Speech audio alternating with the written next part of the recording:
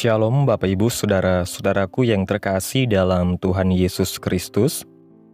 Selamat malam, salam sejahtera bagi kita semua, dimanapun saudara-saudara berada. Selamat datang kembali di Renungan Kristen pada malam hari ini. Kiranya kekuatan dan sukacita oleh Roh Kudus melimpah dalam hati dan kehidupan saudara semua. Dan semoga saudara semua dalam keadaan sehat selalu. Pada malam hari ini sebelum kita mendengarkan renungan firman Tuhan, mari terlebih dahulu kita berdoa. Segala pujian, syukur, dan hormat bagi Allah kami yang kudus dan kekal, Bapa di dalam kerajaan surga, Bapa yang kami panggil di dalam nama Tuhan Yesus Kristus. Kami mengucap syukur Tuhan, oleh karena pertolongan-Mu di sepanjang hari, kami boleh dimampukan Tuhan untuk melewati hari ini, melakukan tugas tanggung jawab kami, mengerjakan segala aktivitas kami dengan pertolongan Tuhan. Saat ini ya Tuhan, kami hendak mendengarkan firman-Mu.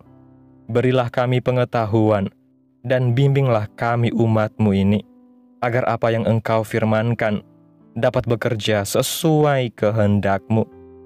Bukalah hati dan pikiran kami ya Tuhan, untuk mendengar dan menerima firman-Mu. Kiranya firman-Mu ini dapat kami lakukan dalam setiap kehidupan kami dan menjadi berkat bagi kehidupan kami. Berbicaralah ya Tuhan, kami sudah siap mendengarkan firman-Mu. Di dalam nama Tuhan Yesus Kristus, kami berdoa. Amin. Bapak Ibu Saudaraku yang terkasih, ayat renungan kita pada malam hari ini terdapat dalam kitab 2 Korintus pasal 12, ayat 10 yang berkata demikian. Karena itu, aku senang dan rela di dalam kelemahan, di dalam siksaan, di dalam kesukaran, di dalam penganiayaan dan kesesakan oleh karena Kristus. Sebab jika aku lemah, maka aku kuat. Bapak Ibu Saudara yang diberkati Tuhan, setiap hari ada saja kesukaran dan kesulitan yang dialami manusia. Ada yang menderita karena sakit, mengeluh karena dikeluarkan dari pekerjaan, menyesal karena tidak berhasil dalam sebuah pertandingan, dan lain sebagainya. Manusia boleh berencana ini dan itu, tetapi Tuhan yang menentukan apakah rencana itu bisa terwujud atau tidak. Dalam kitab Yesaya pasal 55 ayat 9 mengatakan, sebab rancanganku bukanlah rancanganmu, dan jalanmu bukanlah jalanku. Demikianlah firman Tuhan. Karena itu, Tuhan sering bertindak dengan cara-cara yang sangat bertentangan dengan apa yang kita harapkan. Kita mengira bahwa Allah hanya ingin memakai kekuatan kita, padahal Dia juga ingin menggunakan kelemahan kita bagi kemuliaan-Nya. Alkitab mengatakan dalam 1 Korintus pasal 1 ayat 27-29 mengatakan demikian. Tetapi apa yang bodoh bagi dunia, dipilih Allah untuk memalukan orang-orang yang berhikmat, dan apa yang lemah bagi dunia, dipilih Allah untuk memalukan apa yang kuat, dan apa yang tidak terpandang dan yang hina bagi dunia, dipilih Allah, bahkan apa yang tidak berarti dipilih Allah untuk meniadakan apa yang berarti, supaya jangan ada seorang manusia pun yang memegahkan diri di hadapan Allah. Kelemahan bukanlah suatu kebetulan. Allah mengizinkannya ada di dalam kehidupan kita dengan tujuan untuk menunjukkan kuasa-Nya melalui kita. Dalam kehidupan sehari-hari, kita dapat melihat bahwa sebuah tali yang kuat terbuat dari benang-benang yang rapuh dan sapu lidi sanggup membersihkan kotoran halaman karena bersatu. Alkitab juga dipenuhi dengan contoh-contoh tentang bagaimana Allah memakai orang-orang biasa yang tidak sempurna untuk melakukan hal-hal yang luar biasa, walaupun mereka mempunyai berbagai kelemahan. Jika Allah hanya memakai orang-orang yang sempurna, tidak akan pernah ada yang diselesaikan, karena tidak seorang pun dari kita yang tanpa kelemahan. Bahwa Allah memakai orang-orang yang tidak sempurna adalah berita yang menguatkan bagi kita semua, karena kita memang tidak sempurna.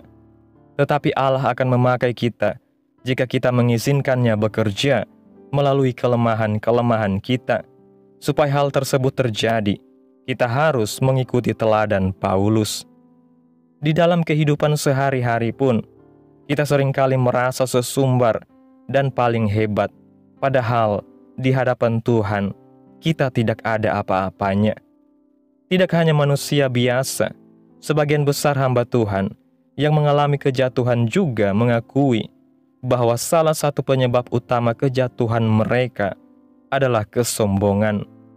Jim Bakker, seorang penginjil televisi yang jatuh ke dalam dosa perzinahan dan kemudian dipenjarakan karena masalah keuangan, mengakui penyebab utama kejatuhannya adalah dosa kesombongan. Seringkali kita menyalahkan iblis sebagai penyebab utama kejatuhan, padahal iblis tidak akan bisa menjatuhkan kita bila ia tidak diberi kesempatan. Musuh terbesar kita bukanlah iblis, melainkan diri kita sendiri, yaitu hawa nafsu kedagingan dan keangkuhan hidup. Selain Yesus Kristus, Rasul Paulus bisa dikatakan salah satu orang yang paling berpengaruh bagi perkembangan dunia kekristenan.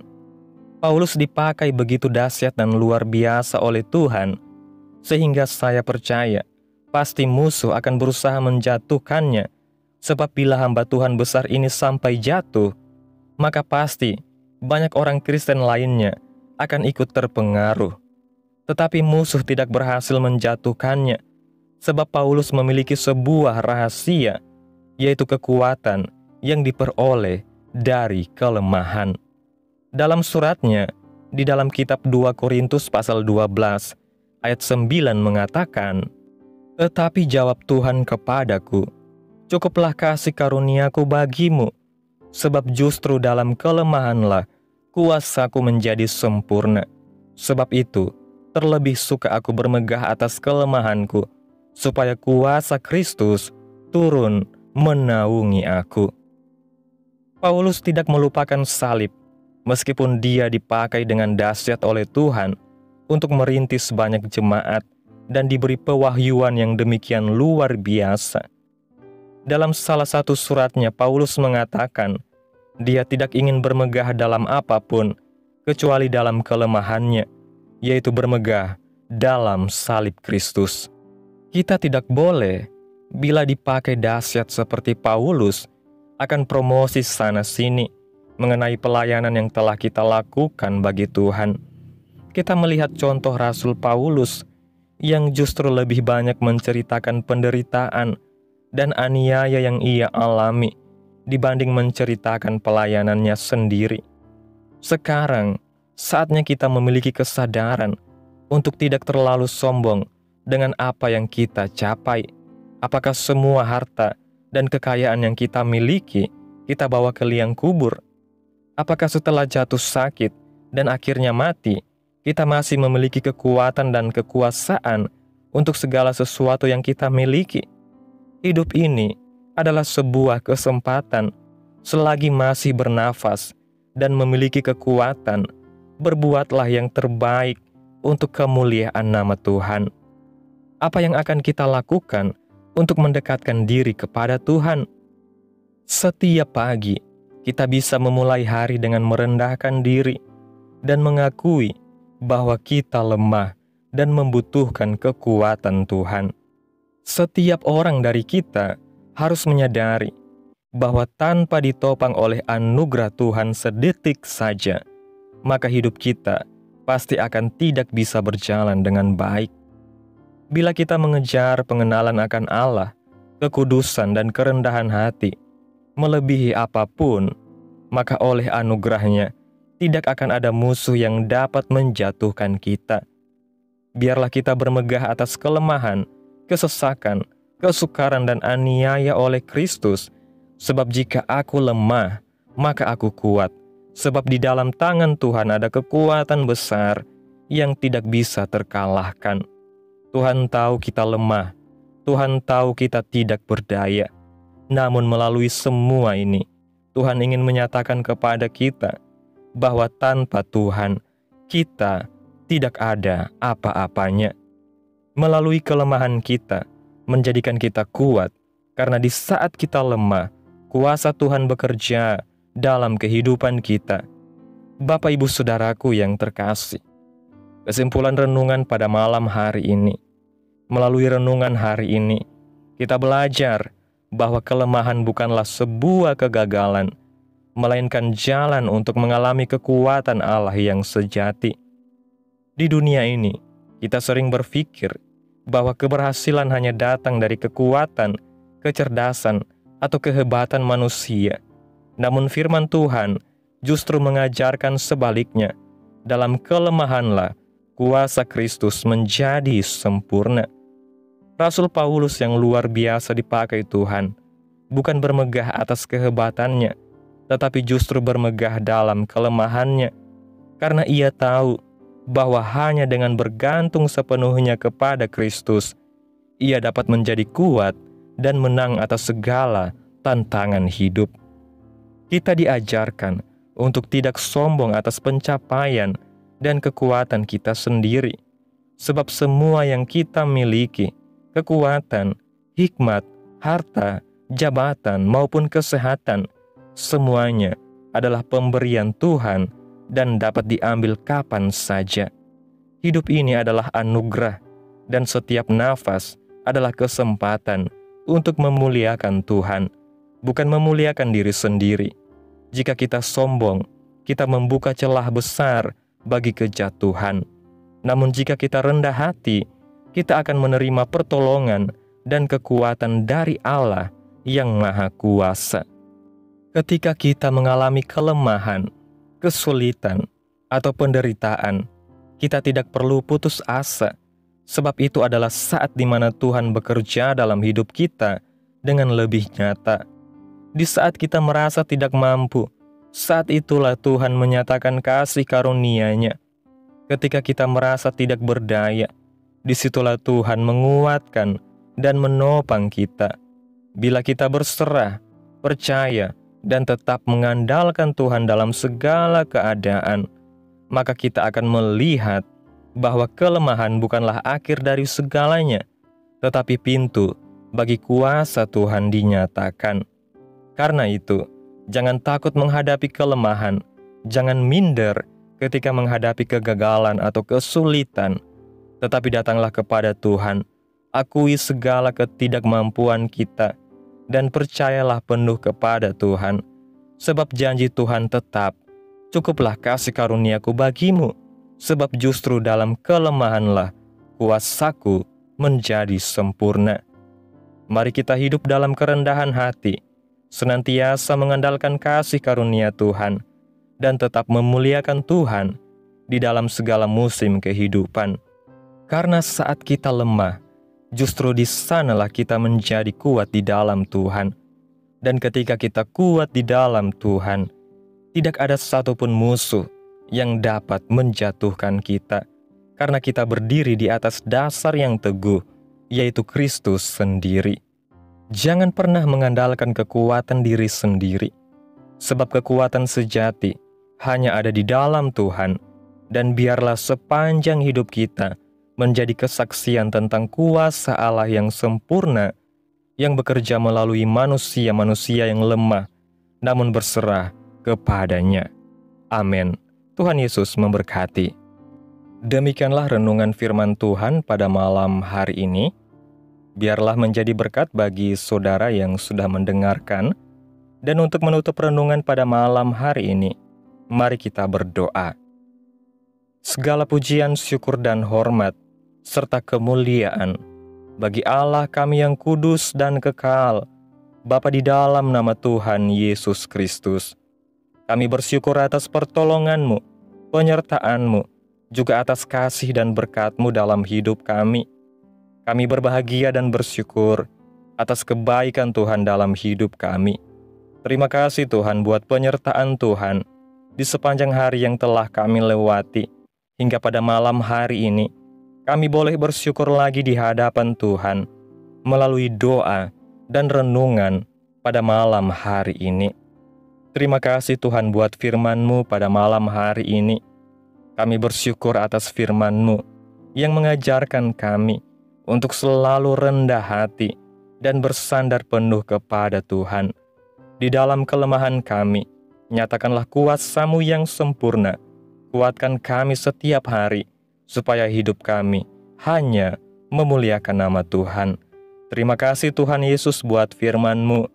Tanamkan dalam hati kami masing-masing, dan mampukan kami untuk dapat melakukan firman-Mu di dalam setiap kehidupan kami. Dan biarlah perkataan firman-Mu terus menyegarkan jiwa kami, menghidupkan hati yang lemah dan lesu, dan membangkitkan harapan dan kasih. Berkati umat-Mu yang sudah mendengarkan firman-Mu pada hari ini. Berkati di setiap saat, tempat dan kondisi hidup mereka, agar senantiasa selalu merindukan dan membutuhkan firman Tuhan sebagai pelita kebenaran yang memerdekakan dan penghiburan yang menguatkan. Ajarilah kami bahasa firman-Mu, dan bimbinglah kami untuk selalu hidup sesuai kehendak-Mu, agar kami selalu dekat kepada-Mu. Kiranya Engkau terus memberkati kehidupan kami, keluarga kami, sanak saudara kami, daerah tempat tinggal kami, bangsa dan negara kami, pemerintah kami. Biarlah semuanya dalam perlindungan-Mu ya Tuhan, dan jadilah sesuai kehendak-Mu yang terbaik dalam kehidupan kami. Hamba berdoa ya Tuhan, buat umat-umat-Mu yang sudah mendengarkan renungan pada hari ini, yang saat ini sedang mengalami sakit penyakit, pergumulan masalah, kebutuhan ekonomi. Kiranya Tuhan jamah kehidupan umat-umat-Mu, sembuhkan sakit penyakit mereka, pulihkan keadaan umat-umat-Mu, berkati perekonomian mereka, serta berikan jalan keluar dalam setiap pergumulan masalah yang umat-umat-Mu sedang hadapi. Dan ajarlah kami ya Tuhan, untuk selalu berharap dan bersandar penuh hanya kepada Tuhan Yesus. Pada malam hari ini ya Tuhan, kami akan beristirahat dalam tidur kami. Tutup bungkus kami oleh kuasa-Mu. Hindarkan kami dari segala kecelakaan, mara bahaya, sakit penyakit, orang-orang jahat, kuasa-kuasa kegelapan, iblis, bencana-bencana alam, hal-hal yang tidak kami inginkan. Tuhan singkirkan, Tuhan jauhkan, Tuhan patahkan, hanya di dalam nama Yesus. Kiranya Engkau sertai dan lindungi kami di sepanjang malam ini, sehingga kami boleh bangun besok pagi dengan tubuh yang sehat, kuat, dan diberkati Tuhan. Terima kasih Tuhan Yesus. Inilah yang menjadi doa kami. Mari sama-sama kita mengucapkan doa Bapa kami. Bapa kami yang di sorga, dikuduskanlah nama-Mu, datanglah kerajaan-Mu, jadilah kehendak-Mu di bumi seperti di sorga.